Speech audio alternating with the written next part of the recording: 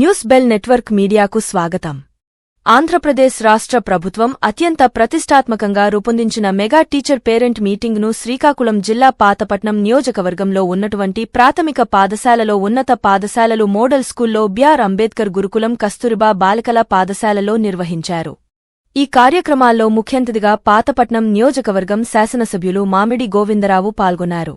ఆయన మాట్లాడుతూ తల్లిదండ్రులు వారి పిల్లల పట్ల ఎటువంటి సందేహాలు ఉన్న పేరెంట్ టీచర్స్ మీటింగ్లో టీచర్స్తో చర్చించాలన్నారు.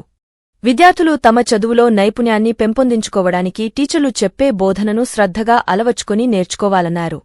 ఈ కార్యక్రమంలో సంబంధిత పాఠశాల ఉపాధ్యాయులు మరియు విద్యార్థులు తల్లిదండ్రులు పాల్గొన్నారు.